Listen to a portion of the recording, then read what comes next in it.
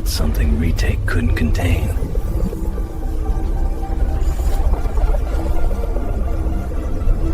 And so we migrate.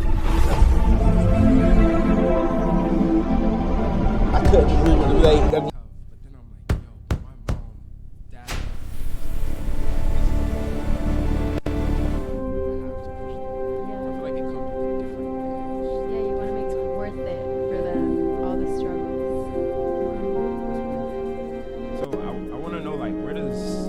How do you get from being in Florida, you know, like humble beginnings, to being next to an A$AP Rocky or Sydney Sweeney? Like, what's the like trek there, you know? Like, what's your journey to get from point A to point B? Well, definitely going to makeup school in New York, I think, opened doors for my career to kind of like take a fast start. And truly just hard work, especially in the beginning. I would do jobs for $0, $20 a day, you know, like just to start building that book. But not only the book, but your network and meeting people and, you know, showing them you're not just talented, but also a good person, I think goes a really far way, really long way. So how did I get from there to point A to point B? I would just say, like super hard work, persistence, and believing in myself. I think, especially being, like you said, like from a small town, immigrant parents, I was truly my number one fan from the start. And you had to continuously cheer yourself on. Continuously, like, after so many people are like, no, that's not like that's not a thing. That's not a thing. I had to continue to believe in myself and my dreams and keep dreaming bigger. Yeah. And what about your parents? What did they think about your decision to go on this path? They definitely thought it would be like a side job. They were like, yeah, that's for fun, though. And not until like I started doing big names. Like I feel like when, I don't know what a big name first job was, but maybe Calvin Klein. I was like, you know, Dad, like Calvin Klein, you're like wearing their underwear, right? Yeah. And he was like, what? Like, I feel like once the big names started coming around and once I stopped having to do all my side jobs and made like this my full, paying for all my bills and being able to support myself off of this creative career, they were like, oh, we get it now. But they've definitely always supported me in a way. They just didn't understand. Yeah. And you had to make them understand. Yeah, to show them. How to be like, check this out. Through that grind, through that, Wow. So do you think there was like a turning point? Like, do you feel like you had a specific turning point? Like a moment that you can look at and be like, this is where everything changed? Or do you feel like it's been like a gradual process over time? In terms of my career, I think the big turning point, and like I said, like first I went to makeup school, and while I was in makeup school, one of my first celebrities was Kali Uchis. And once I did Kali Uchis, I think that was like a huge turning point, and people were like, oh, what? She's a makeup artist, she does Kali Uchis, like da-da-da. And that opened up so many doors for me, and it made me realize, like, from that one job, wow, that's crazy. So many other connections have come through it, and it's cool to just look at each job and be like, I got this job because of this person, because I met this place and this place. And like making those connections is always really interesting. But I think Kali Uchis definitely is one that opened up a lot of doors for me. Wow. I mean, it's interesting that you're saying that. Even like you seem like this, so cool to me. Because I met you out of Nike. I mean, not Nike. It's like a fashion week. Oh yeah, it was Nike. It was like a Nike whatever fashion week. Yeah. And I didn't know anything about you. You know, we were just two people interacting. And it's crazy how even like how I got in there is just so insane. I didn't even know what was going on. Me neither. Life just brought us to that place. Yeah. And I was able to learn about you and hear your story. And like over time, as I developed this idea, I was like, yo, this person like does this thing for real. You know, she would be, I would love to hear her perspective. So yeah, it's so cool how, but I feel like you have to listen though. You have know? to listen, and you have to be present. Yeah. Because if we're only ever chasing, you don't notice where you're at in the moment. And if I, even like how we met at that party, it's like if we were only like looking around and like looking to see who's there or looking to see like, who made it out, like whatever, we probably wouldn't even have had a chance to chat. Yeah. And I feel like that goes to say too for career stuff. It's like if you're constantly only like looking for your next big thing or the next big job, it's like, and you're not just focusing on what you have now and putting your all into like today, what's actually the point? What's the point? Yeah. That was beautiful. That was so beautiful. Also, wait, before I ask my next question, Mix, can we get the reverb down just a little bit? Feel the echo? Yeah, I feel like I'm in space. I feel like I'm there. You feel like a Katy Perry? Wait, did you see that? Katy Perry?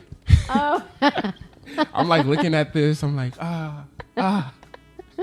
But, okay, so, because you were talking about your career, right? And I think something that separates you, oh my goodness, I'm so excited to say this.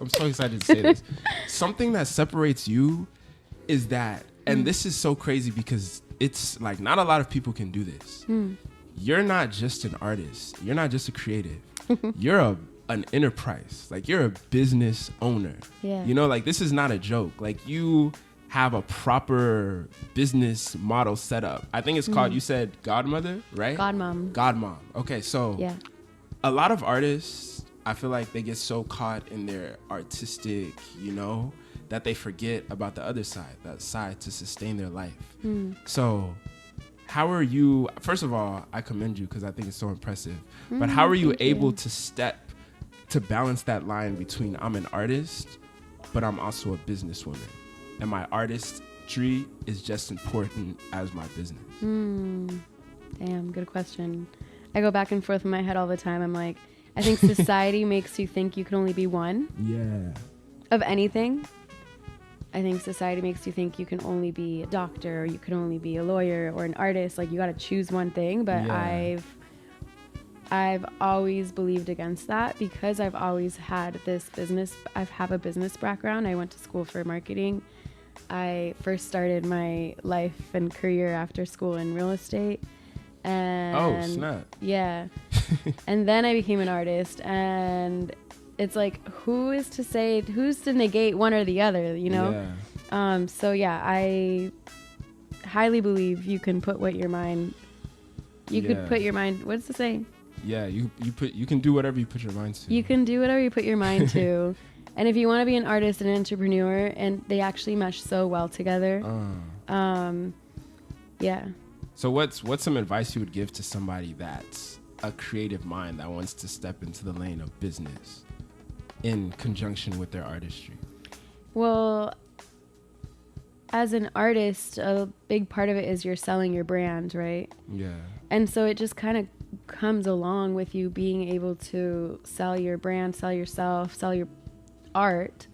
You have to be business minded as well. Unless you have others that are, like representing you and doing all that side for you. But even yet, so it's a lot of it falls back on you. How you speak to people, how you connect with people. That's all business. Yeah. Yeah. Wow. And you were telling me that you said that you have a degree in business marketing. So, because I think a lot of artists kind of neglect the education side of things. Yeah. How do you think being educated has helped you in your artistry, or do you feel like it hasn't helped you? Like, do you feel like that's something that you needed to do, or do you think you would be where you are right now without that education? That's such a hard question. Yeah. Oh, that's so tough. Okay, I think that in terms of education, you can educate yourself in a way. There's so many resources that we have now that we're able to learn so much from, whether it's business or whatever you really want to learn. I do think that my education has a huge impact on my career. My business background, my business school, my real estate background has been able to help me market myself as an artist, and it's been super impactful. Yeah. No, I just think that it's important to say that. And I even talked about it with my last guest. But I think, because even like me right now, I'm back in that journey of exploring, you know, like proper learning. And I realized that I have been conditioned this narrative that I feel like going to school is almost like giving up on my artistry. Oh my God, you know, no. It's like, I've been conditioned to believe that this is like, you failed, so now you're doing a plan B, you know? But in my head, I see it as I'm just becoming more complete human being overall. Because I think what you get out of educating yourself, and this can go outside of school, you know, but this can even be self-education. Yeah. But I think you just learn how to operate as a more full human being versus like the things that you're learning in these books or like the marketing lessons, but you're learning time management. You're learning how to interact with time others. managing is huge. Yeah, you're learning how to do things that you don't want to do, you know? Yeah. So I feel like that's... And managing stress. Yeah. And I feel like these are all very important things that a person should have beyond artistry, just to be a well-rounded, functioning human being in society. Yeah. You know? I think that it's so important for us to fill up our toolbox with different things. Yeah, fill up your toolbox. I like that. Toolbox, and you're going to be able to use it at different stages in your life. Yeah. You know, there's going to be times that you're going to need to like negotiate your rent, yeah. whatever it is. Exactly. It's like, oh, you just have that knowledge on how to do that. Wow. For some reason, whenever you said fill up your toolbox, like a picture in my head, man, I wish I could see him. I pictured Mix, but he was animated though, right? Like he was a cartoon. And there was just a toolbox right there, and he had overalls on. Just in black letters, it said, fill up your toolbox. We're going to chat GPT that, and we're going to put that in the video. It's going to be right there. Yeah. Okay, sorry. Anyways. Oh, my goodness. I'm about to, like, really switch topics, because that was so, like, lighthearted. But to get, like, to the meat of things. So yesterday, you sent me a very beautiful voice message, just like about yourself. And something that stood out to me is you said in 2020 you had a near-death experience. And you said that in many ways being so close to death showed you how to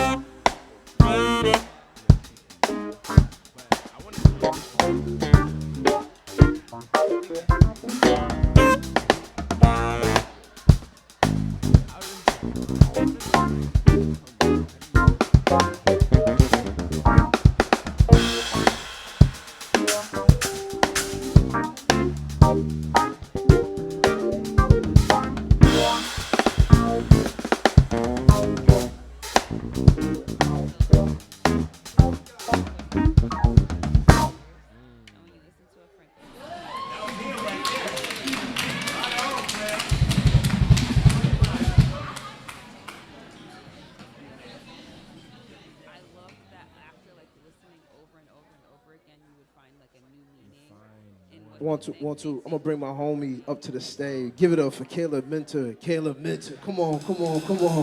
Give it up. Yeah. One, two. Oh, yeah, one. Check. How y'all feeling? I hope y'all feeling good. Again, my name is Caleb Mentor. Give me a little vibe. A little old school. I feel like that's like kind of the realm that you're stepping in. You're like, I'm gonna paint the picture. I'm not just gonna tell you straight up. Yeah, that's fire. That's super fire. And it's I find it also interesting. So like, you know this, but some of your lyrics are crazy, girl. Some of your lyrics are insane. I'm crying. And what's crazy to me is that I'm a man, right? Mm-hmm. And like, I'm listening to this and I'm like, should I be bobbing my head to this? Like, why is this? Why am I enjoying this? How do you have that ability? Because I feel like you transcend, I don't know, you just transcend that like gender role. Yeah. You know? I mean, like, okay, someone on Instagram perfectly described me. They said that like, there's some sort of softness in my voice, like a soft confidence. And I think that's just what it is. I think that anybody, like no matter what gender you are, you can kind of like relate to that soft confidence. Like it's like, oh, she's talking her shit. Like regardless of what I'm saying, it's like, oh, she's talking her shit. Or like, oh, okay. Yeah. Like, you know what I mean? Yeah. So I think that's kind of where I lean more into. Yeah. Anytime I'm writing, no matter what the subject matter is, like I'm just trying to find a way. I just want respect. If I'm gonna be really real, like a lot of like a lot of my inspiration or like a lot of my why is wanting to gain respect from people, like wanting to be the best or wanting to be known as the best, you know. And so whenever I'm writing, it's like I can't limit myself to only like one space or like one group of people. If I want everyone to look at me and be like, yo, she's the hardest rapper ever, like not female rapper, not like, I don't know, African rapper, like hardest rapper period. Like period. I'm gonna have to figure out how to tell my story and make it relatable to everyone, or like for everyone to have a piece of it. So that's why I try, even though, like I said, like the subject matter doesn't matter to me.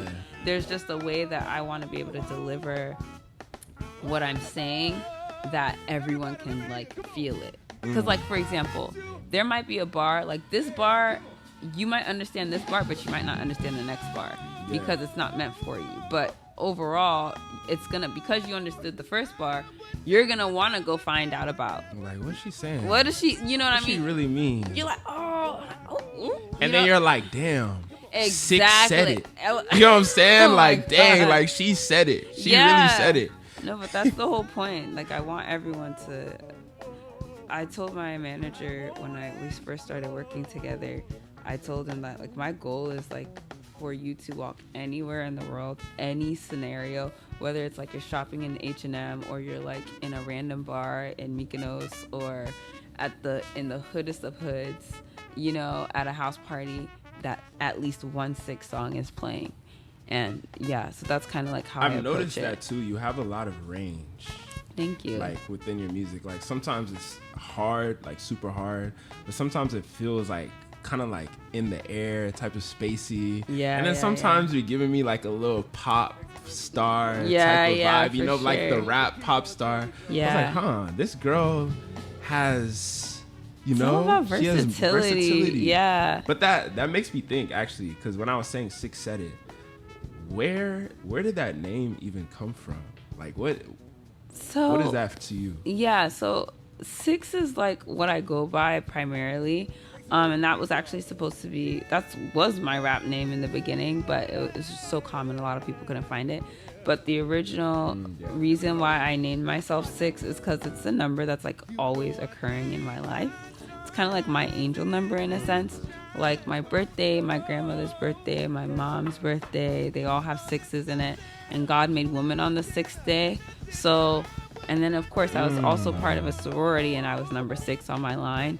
So 6 has just always kind of been like a part of my identity in a way. As far as 6 said it, when it came time to like make an Instagram name for myself as an artist, I actually wanted it to be like 6 Says, like Simon Says. But then it wasn't available. So I was like, okay, well, 6 Said It. And then it just kind of like went, if that makes sense. Like I was like, you know, it's unique enough and it's unique and interesting enough, but also like plain enough for people to be able to remember it. But mostly a lot of people just call me 6. You know what's interesting about that? I feel like when you're on your path and like your direction, life has a way of showing you these things. 100%. And it's up to you to pay attention and to think like, oh, this is gonna represent me here. This is gonna represent me here. Because I mean, even in my own journey, like way back in the day, by the way, this is not as in-depth as yours. But way back in the day, I was trying to decide my name, right? And my dad, my license plate, it said YP. And my dad was like, hey, young player. And I was like, I kind of like that. So I used to go by Nevaeh way back in the day. Really? So I was trying to come up with the Instagram handle, Twitter handle, and I was like, young player Nevaeh. And it was just like, but I feel like you have to listen, you know, because life will just show you, like, and obviously that was an era, you know, it came and went, but for that era, it was like, this is what it is. But it took like paying attention, like you paying attention, this number 6 is coming up in my life, you know, it's here. Yeah. Maybe this is, and now like, this is what we know you as. Like, this is who you are. Yeah, you know? for so sure. I think that's really, really cool. Thank you. Yeah, and I think it's dope, your ability to recognize that and to put that in, use that in your art. 100%. I think in the Kanye West documentary, Cootie, I think his name is. Yeah, he's the cameraman. The cameraman. Yep. And something that really resonated with me from that documentary is that he thought he was supposed to be a stand-up comedian. Like, he thought that was like his destiny and his journey. But then obviously he picked up the camera and he had been documenting and following Kanye's journey, and then he became a what do you call it? A documentarist? Or anywho. There you go. And and so he was like, he never thought that was going to be his life. But then he looked back, I think his father had passed away, and then he realized that his father had actually put a camera in his hand from like young. Wow. And that his father had always been like recording things, and he had always been recording things growing up, like memories and like, you know. And he said in the movie that it's crazy how the thing that you are destined to be has always been there. Like, the signs have always been there. You think it just came out of nowhere, but it's always been there. Like, for me, I realized that I thought that rap just popped out of nowhere in 2019. Like, basically, the City Girls came out. I was obsessed with the City Girls. I was obsessed with the City Girls and Cardi B. And I was like, I did like a little karaoke thing. I performed at this karaoke, and like from there I was like, I want to be on stage. Like, that's all I wanted to do, and that's how I started like pursuing rap, right? And then when people would ask me like, this is so random, like, where did this come from? I'm like, I don't know. Like, I just started 2020. Like, that's when I started rapping. I just picked up one day. But then I started thinking to myself, I'm like, actually, no, that's not true. Like, in elementary school, I was published in like, my poetry used to be published in books. I started rapping because my mom's 2 brothers are rappers when I was much younger. Wow. So I used to like pretend to make music videos with their little VHS camera when I was like 5. I used to write raps when I was in middle school and in high school, just like fun raps that nobody really ever saw, or sometimes I'll post them on Facebook. And then in middle school, I had a whole like Sesame Street rap group.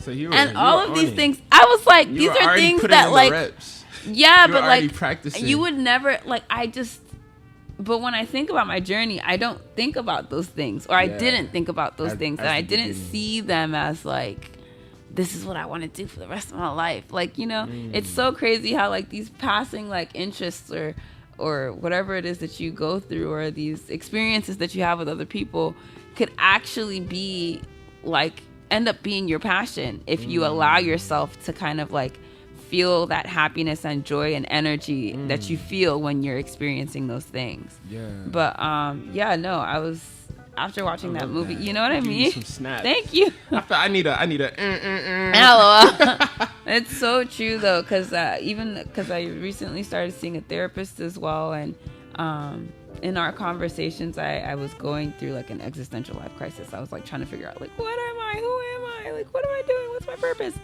And she kind of just brought me back down and said like, focus on the energy you feel when you're doing the things that you love to do the most. Or like, not even what you love to do the most, just like focus on the energy you feel whenever you're doing something, or whenever you're wearing something, or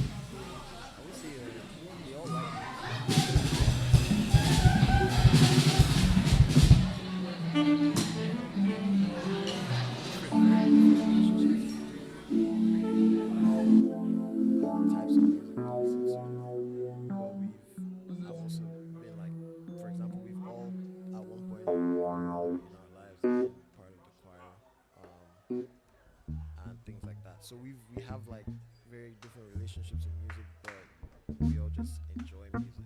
So for a long time, I was a very deep like enjoyer of music. I just really like it. So that's how come I was a producer first for a long time. As well after a while. Wait, how did this start? Like when did you first start or like what did that even? Did you even know you were making? Like how did that start? I was in high school, finishing high school. 2016. That's when you made your first beat. Yeah.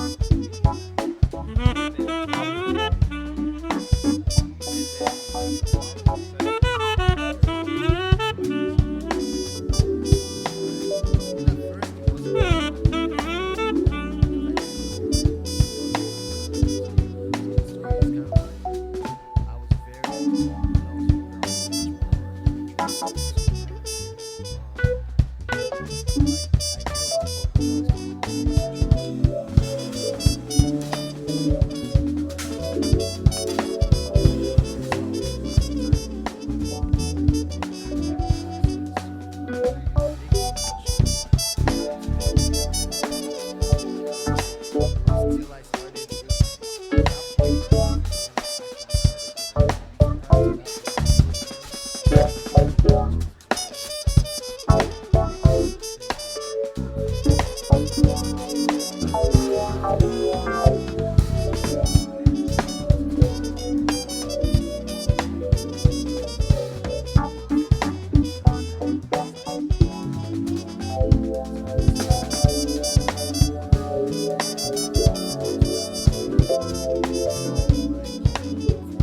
that Lekki, VI, like all these places, and they till I kind of let loose, those things weren't really coming through in the music, so to speak. And the language that I used to speak to my guys at home wasn't really coming through in the music till just recently.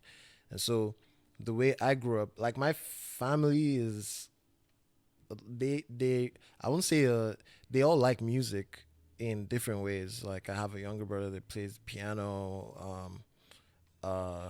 We all have different, very different relationships with music, and the types of music we listen to.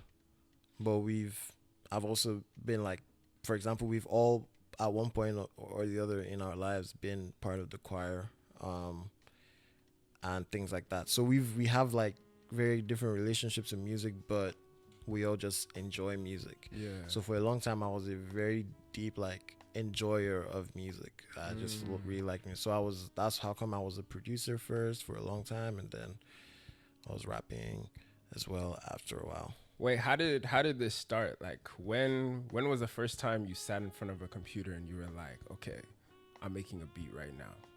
Or like, what did that even look? Did you even know you were making a beat? Like, how did that start? I was in high school or finishing high school. So 2016 ish. 2016? Yeah. That's when you made your first beat? Yeah. Yeah. 2016 ish, yeah. 2016? And it sounds this good, like at this point? Bro, I thought you were going to say like 2014, 2013. No, like 2016 is when you made your first beat? Yeah. Was it summer 16? I think I think around summer of 16, because I was just finishing high school. What the? Yeah, and how I got into it is funny because before that I was very much like the 3D artists. Yeah. In high school, I was very much that guy. Like that's what I like was. 3D art, like 3D art digital and 3D art? game design. Yeah, that's what I was really into when I was in high school. But then I started doing some games, and I was like, oh, I wanted to put some sounds in them. And I looked around and found FL Studio. And like my uncle had left a copy of that on my PC. And I started playing around with that to make some sounds. And that's how I got into that's how I got into actual producing. And then I fell in love with producing from there. So we have you as a producer because you wanted to put sounds into your own video game? Yeah. Basically. Essentially. Wait, so random side note, but isn't it just crazy how life works sometimes? Yeah. You know? Very, very crazy. Because in 2015, you had no concept of like, you were, like you said, you were diving into pop culture and like exploring that thing, but you had no concept of I'm the creator and I'm like making a beat. And then 1 year later, you're doing it. And then all of a sudden, you're in like this whole other world, you know? Right. I mean, at first it didn't feel like a whole other, because I didn't know a lot of other producers. So the story is kind of like, when I was younger, I was much more introverted. So I didn't, I knew about pop culture. I was consuming pop culture, but I wasn't, going to a party. I wasn't like, you know what I'm saying? So I was most of the time on my ones, and I didn't know a lot of other producers. So I would make beats and show it to like one or two people or something. Like it was till I started. At that point in my life was when I actually started getting on. Prior to that, when I was on the internet, I was either watching tutorials or playing games on Facebook or something. Like if prior to that point, like that was what I was doing. I was either watching Blender tutorials or playing games on Facebook or hanging out on this site called blenderartist.org. So I just used to, that was my whole thing. Yeah. Then after that point, there was a period where Vine came out, and I was on Vine a lot, and I would there was a whole thing where people would ask, oh, what's the name of this whole thing of like, now you can see the name of the song just by tapping the thing. It wasn't there. So you needed to ask, oh, what's the name of the song? that's playing in the video because you like the song and you want to hear the song again. So you ask, and people tell me, oh, this is Drake, son, and I'll go. And I found Drake, and like I was listening to Drake a lot. I mean, I'd seen Drake, but I'd not like discovered him for myself. That kind of thing. So I was discovering artists more and more over that period. Then after that, I'm just like, you know, making the music and then starting to find other people. And this is when I created my first Instagram account, and I'm starting to find people. Actually, still the same Instagram account. My bad. Yeah, still the same that I'm using right now. But like, I started to find people online, making remixes of people's beats or songs and things like that. So okay, so let me ask. 2016, Uncle leaves FL Studio. You download it. You're playing with it, right? Yeah. At what point from the beginning to when are you like, wow, I'm actually good at this? Because, you know, there's a learning curve. Like, there's a time where it's like, I'm not that good, but I'm doing it. But at what point did you look up and you stood up from your computer and you're like, I do this shit. Like, I actually do this. It wasn't until much later, because you know, when you're doing something or you're learning something, you feel like you're much better than you actually are. So pretty early on, I already thought I was the GOAT. But I was making 8 packs of ass, bro. Like, you get what I'm saying? So I thought I was a GOAT like pretty early on. But I did start to hang out amongst like other people, and then the more I got exposed to newer type of, because I used to listen to the craziest shit like electronic music and things like that. Yeah. The more I got exposed to all those things, the better the songs I was making became, and then the better the beats I was making became. And I started to when I really thought, like, when I had gone, because, you know, at a point you feel like you're better than you actually are, and then you kind of humble yourself and you're learning more, then you actually get as good as you want. You start growing, and so at that point where I felt like where I've humbled myself and I started getting better, when I actually felt like, oh, I'm really good, was when I started getting reached out to by like artists that have already been in the game like 10-15 years, like very long. That's actually, I think it's the Ryan Kruger effect. I might be wrong. Yeah, but that's it's basically the one. Yeah, that's the one. Yeah. Where like when you don't know anything, you just feel like dumb. But then once you see the field, it's like you drop all the way back to zero, and then it's like a slow. Yeah. No, that's so. How were these artists finding your beats though? Like, where were they seeing it? Bruh, I feel like until I started hopping on my own beats, people weren't really finding my production. So I did a bunch of stuff with like, I remixed this guy's song, Abstract. He did like a mixtape back then. I was still very young at the time. I remixed something, and then we started working together. Then then it wasn't until 2018-ish I started hopping on my own beats and doing stuff. And when I released the song, there was a song called Los Angeles back then that I released. And when I released that song, I'd never been to Los Angeles, but I was writing a song about Los Angeles. So when I released that song, that's when people actually started finding my music. Okay. Or my beats. And so you were hopping on your song, I'm assuming like dropping them on SoundCloud type beat, or like wherever. SoundCloud, Spotify, everywhere. Yeah, I was releasing nice. it. Yeah. So from then, how did we go from, okay, now Tochi's making songs, to now working with like artists like Santi or Odunsi? Like, what was the transition to that? Was that from people reaching out to you? And so I know with Santi, it was more like I had tagged him on a beat like maybe a year prior. Then he just reached out to me on a random, because I sent beats to somebody that was in the same room as him. I didn't even know. Yeah, and then he reached out to me like the next day or something. Yeah, he reached out to me the next day or something and sent me the beat I tagged him on a year ago, saying like, "Yo, send me this." And then I think because him and him and Odunsi work close together. Odunsi like hit me up one random day. I was in school, like just a random day.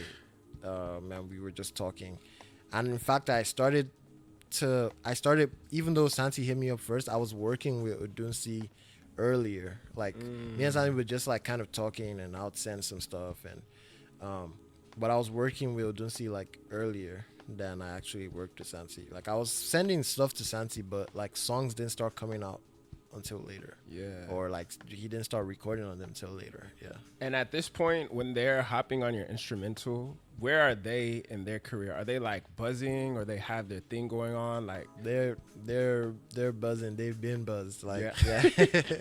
they had like Santi had just released his album. He had just released his album. No, Santi had released an album, as well as Odunsi had released his first album as well, Rare.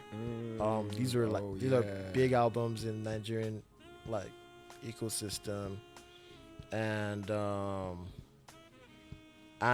funny thing is I'd been hearing their songs, so they had released that before we actually met and started working together. So they released all that. But Santi had released many bodies of work like prior to that. Like I'm talking, he had been in the game at least 10 years or 8 before I even thought about. Yeah. Wow. Then a bit shorter than that, but still longer than way longer than I started. So they were well known already. Yeah. So when this is happening, right? These beats are happening. They're tapping in. Are you understanding? Like, are you able to process the fact that you're on like the cutting edge of something very legendary? Because like that whole sound, like the whole Alte sound, that whole wave, like everything that's happening, like even right now, I would say that stuff is like the most exciting thing in music from my perspective. You get me? And like you being there, are you realizing that, man, this is like some legendary stuff that I'm a part of, or you're just like, this is life, like I'm selling beats? I didn't really clock that till recently. Like for example, this whole thing with the I didn't realize people saw me that way, like to be being in the middle, because to my understanding, the whole Alte thing had already happened before I came. Like it was already a thing. Like you know what I'm saying. So I